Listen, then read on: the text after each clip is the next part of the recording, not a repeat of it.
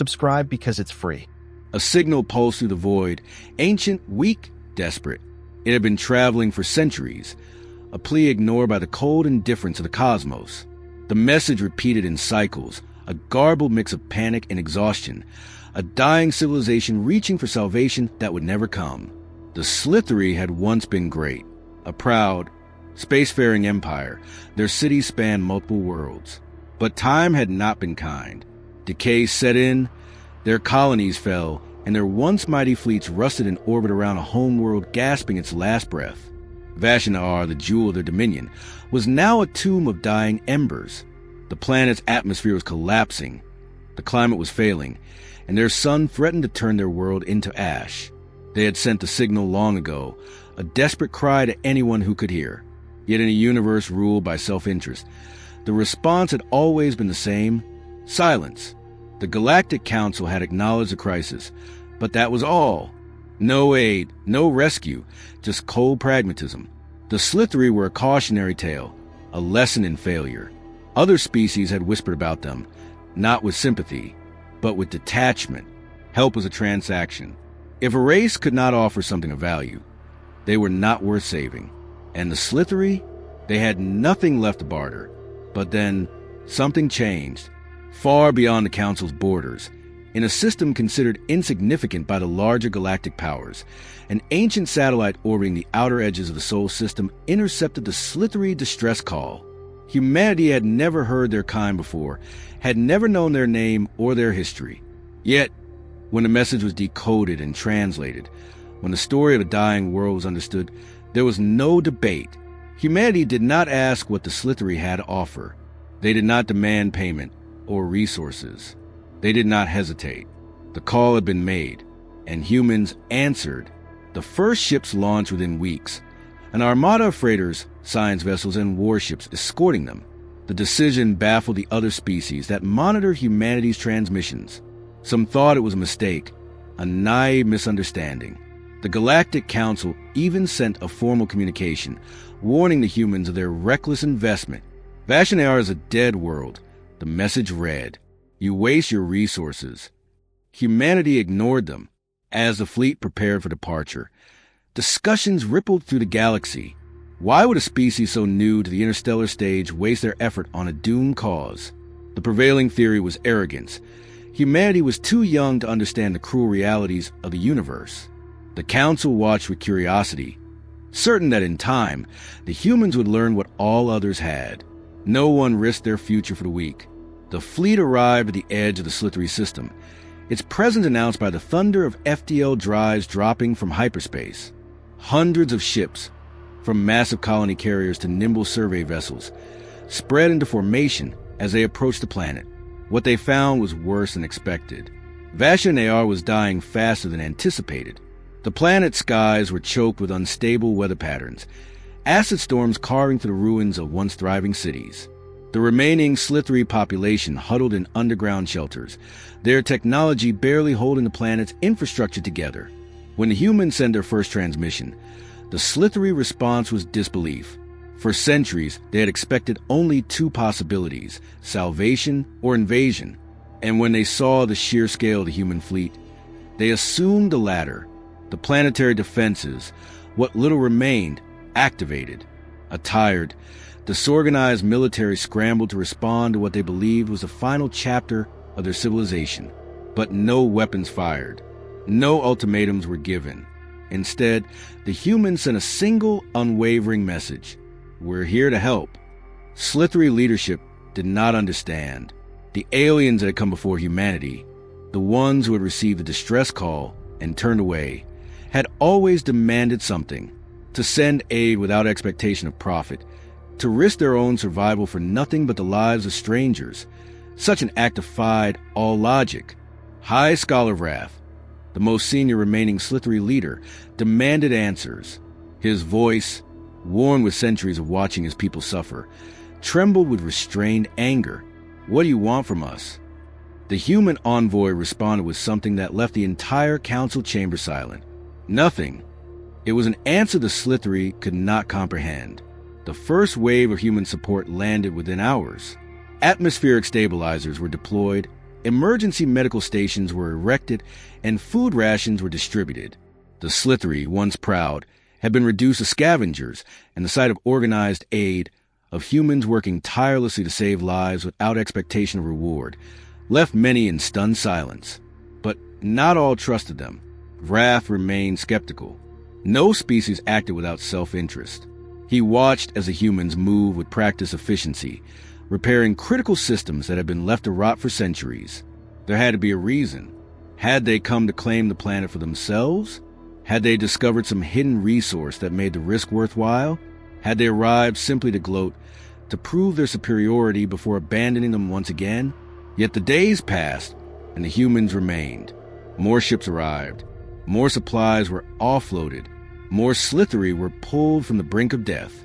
And with each passing moment, the question loomed larger in Vrath's mind. Why? The answer came not in words, but in action. A catastrophic storm formed over one of the largest refugee shelters. Winds so strong they threatened to collapse the ancient structures entirely. The Slithri, having lived under the shadow of hopelessness for so long, prepared for the inevitable. They would lose more people. That was the way of things. But then, something different happened.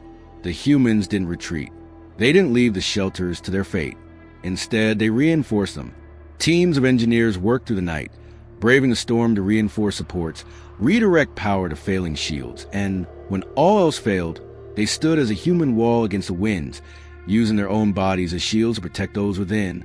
Slithri civilians, many of whom had spent their lives expecting only abandonment, watched as these strange beings fought against nature itself to save people they had no reason to care for. The storm raged for hours. When it finally passed, the shelters still stood. The humans were bruised, battered, exhausted. Some had died in the process. And yet, they called it a victory. The Slithri, for the first time in generations, saw something they had long forgotten. Hope. Yet as word spread of humanity's actions, something else began to move in the shadows of the galaxy. Far beyond the reaches of Vashanar, in the cold void of deep space, ancient horrors stirred. The council knew the truth. The reason why no one had come before. The Slithri had not been abandoned out of indifference. They had been left as a sacrifice. And now, because of humanity, the monsters that had once ignored the world will be coming for it. For all of them. The skies above Vashanar burned with the glow of human ships entering the atmosphere. Transport vessels, heavy lifters, and mobile command centers descended toward the crumbling planet, each bringing technology, supplies, and, most importantly, hope. On the ground, the Slithri watched in cautious silence. Skepticism clung to their every movement. Even as human engineers moved with practiced efficiency, patching up critical infrastructure and stabilizing failing power grids, the question remained, why? The Slithri had long abandoned the notion of selfless aid. The galactic community had taught them well. If a species did something, it was always for its own gain. Altruism was a myth, a lie told to the weak. But then, the impossible continued to unfold before their eyes. Humanity worked without pause. Engineers set up massive atmospheric stabilizers, combating the rapid decline of oxygen levels. Terraforming drones spread across the surface, analyzing the biosphere and implementing emergency climate control protocols. Their scientists didn't hesitate to wade into the poisoned wastelands, scanning the environment, looking for solutions to problems that had plagued the Slithri for centuries. The planetary capital, once a sprawling city of towering spires, had become a husk, its lower levels flooded with toxic air. Slithri leadership, such as it was, remained within the last functional government building, watching through cracked windows as the aliens labored in the filth their people had long since given up on.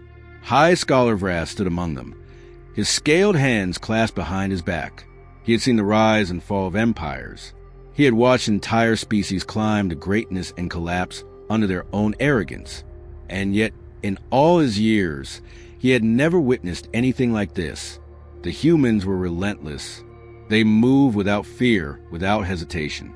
They adapted in real time, shifting plans, improvising solutions.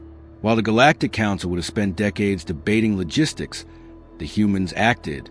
Vrath observed one of them closely, a woman clad in a reinforced environmental suit, her hands moving rapidly across a hollow display as she coordinated the deployment of portable fusion generators. The Slithery had written those sectors off as beyond saving. The humans had been on the ground for less than a day, and already they were restoring power. Still, it could not be trusted. "You are wasting your time," Wrath finally said, his voice deep and rough from years of breathing the polluted air. The woman turned, looking at him through the darkened visor of her helmet. A human, tall, lean, yet undeniably strong. Her name tag read Dr. Aaron Carter. "I've heard that before," she replied, tapping in a final command before the generators roared to life. The city block flickered as power coursed through long-dead systems. Wrath's gaze narrowed. "You still haven't answered the question."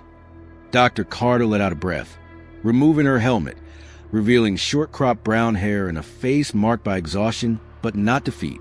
"What question?" "Why?" Wrath asked. "Why are you doing this?" Dr. Carter met his gaze without hesitation. "Because we can." Wrath waited for more. A condition, a demand, something. But nothing came. Before he could respond, a comlink crackled. A storm was forming. The reports came in fast. Winds reaching catastrophic speeds. Acid rain threatening to dissolve already crumbling structures. The shelters housing thousands of refugees were directly in its path. For the Slithery, this was routine. They had suffered through storms like this before. They knew the outcome. The weak would die. The strong would endure. The humans disagreed.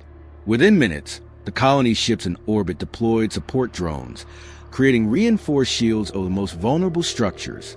Evacuation routes were mapped, and emergency response teams were mobilized. But it wasn't enough.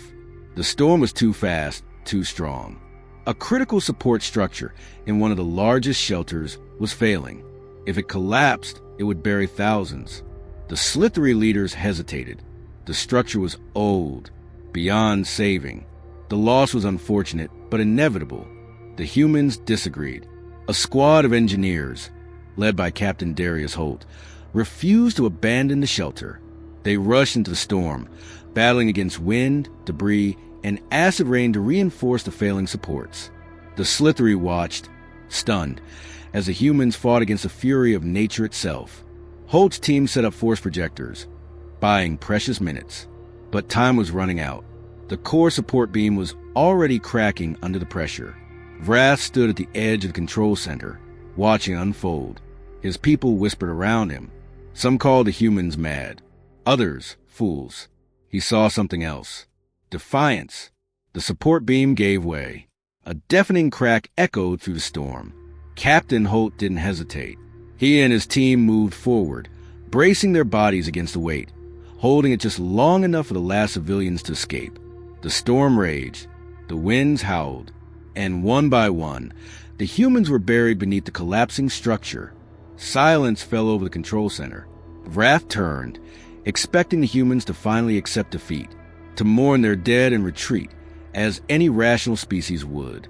Instead, the surviving engineers, those who had barely escaped the collapse, went back into the wreckage, without pause, without fear, without hesitation. They dug, for hours. Even as the storm passed, they refused to leave. And when they finally pulled Captain Holt from the rubble, broken and barely breathing, they cheered. Wrath had no words. He could only watch. The Slithery saw this moment and felt something stir in their chests, something they had long forgotten. Hope. Yet even as they reeled from what they had witnessed, another message arrived. A communication not from the humans, but from the Galactic Council. They were watching, and they were laughing. A direct transmission was sent to humanity's leadership. A single sentence, filled with amused condescension. "You have no idea what you've done." No explanation, no elaboration. But in the vast void of space, something stirred, something ancient, something hungry. Vashanar had been abandoned for a reason. Humanity, in its relentless defiance, had just challenged a fate that had awaited the Slithery. And now, the monsters that had been content to wait would no longer stay silent. The warning from the Galactic Council echoed across every human channel, but it was ignored just as swiftly as it was received. Humanity didn't back down. They had already committed to saving the Slithry, and no vague threats or ominous messages would change that. But in the cold silence of space, something ancient had begun to wake. The first sign came when long-range sensors detected an anomaly at the edge of the Vashan AR system. It was subtle at first, a slight gravitational disturbance, an absence where there should have been nothing but the void. Then, without warning, the system's outermost observation satellites blinked offline, vanishing as if they had never existed. Captain Darius Holt, still recovering from his injuries, was among the first to hear the new reports. He listened in silence as his officers explained the situation. Ships weren't supposed to just disappear. Even in the depths of space, debris, distress signals, something should have remained. But there was nothing. That was when the first ghost signal arrived. A transmission, fractured and distorted, barely recognizable as language. It wasn't from the Slithry. It wasn't from the humans. It was old. Older than anything in the Galactic Council's known records. And beneath the static, a single message repeated in every known galactic tongue. You should not be here. The room fell silent. Every officer, every engineer, every scientist listening to the transmission felt the weight of those words. There was no anger in them, no threat, only certainty. Something was coming. Holt wasted no time. He relayed an immediate order to activate all defense systems. Every human warship in orbit shifted into high alert, their weapon systems primed. But against what?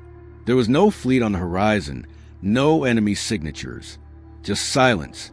Then, without warning, the stars disappeared. A shadow unlike anything seen before descended upon the system, a void against the light, swallowing a whole. Every sensor flared with impossible readings. What had once been an empty expanse of space now teemed with movement, shapes shifting in unnatural patterns. And then the first ship died. The UNS Constantine, a heavy battlecruiser stationed on the outer perimeter, simply ceased to exist. No explosion, no distress signal, no wreckage. One moment it was there, the next gone. Panic swept through the fleet. Orders rang out, tighten formations, prepare countermeasures, identify the enemy. But there was nothing to identify, because the enemy was not coming from outside the system. It was already here. The darkness moved. It twisted and poured into real space like a wound splitting open in reality. Ships vanished in unnatural silence, swallowed by the shifting black. Those closest to the anomaly reported seeing things, impossible things, just before being consumed. And then, for the first time since their arrival, the humans heard the true voice of the void. It was not a transmission. It was not sound. It was something deeper. Something felt in the marrow of their bones. A presence. It was ancient, cold, starving, and it whispered only one thing. You should not have come. The attack came without warning, without mercy. A nightmare given form. It did not fight with ships or fleets. It did not send diplomats or warnings. It simply unmade everything it touched. A deep space research vessel, the USS Valkyrie, was the first to get a full scan before it, too, was devoured. The data they managed to transmit, before going silent, chilled every human soul who read it. It was not a fleet. It was not even a species. It was something older, a remnant of a time before civilizations, before logic and reason, before life had tamed the stars. It was a devourer, and it had been waiting. Vashanar had not been abandoned out of cruelty. It had been left as bait, a sacrifice to keep the true horror at bay. For centuries, the Galactic Council had known. They had watched as the Slithries sent their distress signals into the abyss, knowing that no help would come. Because the moment anyone came to save them, the moment someone interfered, the Devourer would awaken once more. And now, because of humanity's defiance, it had. Admiral Catherine Reyes, the highest-ranking officer in the system, wasted no time. She ordered an immediate planetary evacuation. "This is not a battle we can win," she said, her voice unwavering even as the void swallowed ship after ship. "We hold the line, or we all die here." But the humans did not run. Even as the darkness tore through their fleets, they fought. Warships unleashed everything they had, Railguns, plasma lances, antimatter torpedoes. Nothing made sense. Projectiles vanished before impact. Energy weapons flickered and died. Some ships seemed to fire at nothing, their weapons redirected by forces unseen. The enemy did not move like anything bound by the laws of physics. And yet, humanity refused a break. Even as their ships were torn apart, they adapted. They found ways to push back, to slow the encroaching doom. Even in the face of the unknown, they learned. The Devourer had not expected resistance. And in that moment, the humans became something it had never encountered before. A problem. The Slithri watched from the surface in stunned disbelief. For centuries, they had been told that survival was impossible, that no one would come. And yet, here they stood, watching humanity fight against the very thing that condemned them to death. For the first time in generations, they felt something other than despair. They felt rage. The Slithri military, broken and weakened though it was, did the unthinkable. They joined the fight. Their warships, outdated and barely holding together, launched from the planet's surface to stand alongside their human saviors. Vrath himself, long a scholar and not a soldier, stood before his people and spoke words that had not been spoken in centuries. No more. No more waiting. No more dying. No more submission to fate.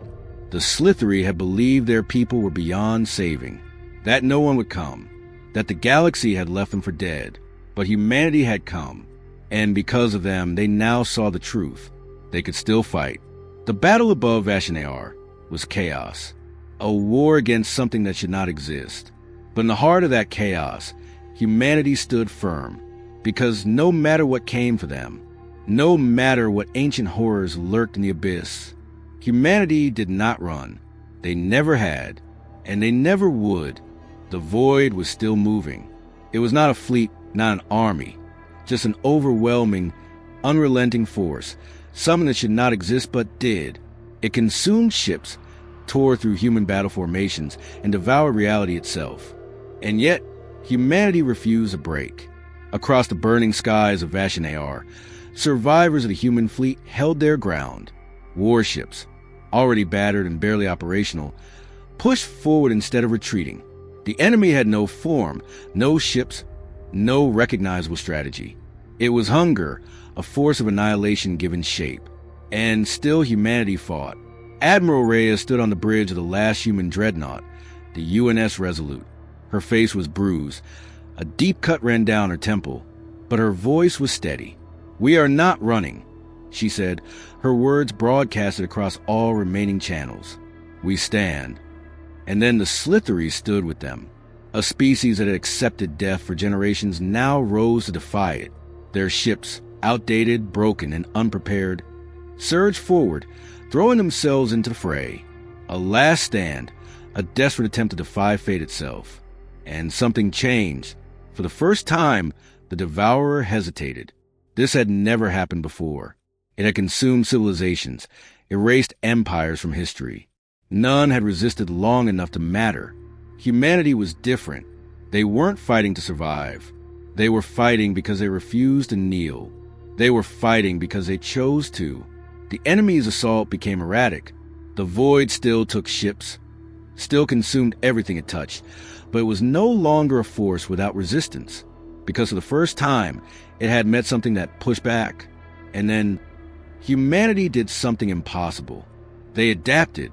Dr. Aaron Carter, working alongside surviving Slithri scientists, had been watching the battlefield unfold, analyzing every failed attack, every vanished ship, and then she saw it, the pattern. The Devourer wasn't just consuming. It was following a logic, a rhythm.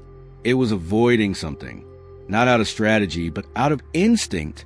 "We've been fighting this like it's an enemy," she muttered, voice barely above a whisper. "But it's not. It wasn't a fleet. It wasn't an army. It was a predator. And predators could be outmaneuvered." She sent the data to Admiral Reyes. Within seconds, a new plan was in motion. The remaining human warships adjusted their weapons. No longer fighting with brute force, but precision. They lured it. One ship, then another, moved in a coordinated formation, drawing the Devourer's attack. Every time, it moved in the same pattern, an instinctual response. And then, humanity did what no species before had done. They trapped it. The UNS Resolute fired the first strike, a concentrated gravitational pulse, distorting space itself. The void recoiled. The Slithery followed, their own ships amplifying the effect. It was a risk. No one knew if it would work, but the Devourer hesitated, and that was all humanity needed. In one final, desperate gambit, the remaining warships fired everything they had, not to destroy but to contain. A last push, a final defiance, and for the first time in its endless existence, the Devourer stopped. The battlefield went silent. The darkness didn't vanish, but it no longer advanced. The monster that had ended civilizations had been forced to retreat. It would not be destroyed. Not yet, but it had learned something that day.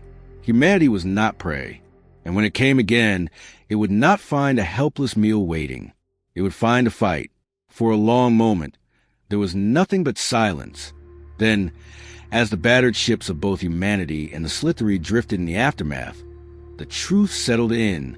They had won, not in the traditional sense. They had not destroyed the Devourer, but they had made it retreat, and that had never happened before. On the surface of Vashanar, the Slithery stood in awe.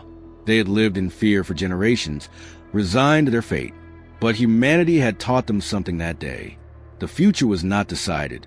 Fate was not unchangeable. And the galaxy was not as hopeless as they had once believed. Vrath, the high scholar who had once dismissed the humans as fools, now stood before Admiral Reyes, battered and exhausted, but with something new in his eyes. Respect, perhaps even admiration. "Why?" he asked again, but this time it was no longer a challenge.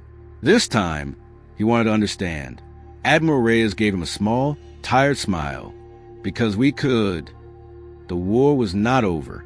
The Devourer was still out there, lurking, waiting. But now it knew the truth. Humanity was here, and they were never leaving.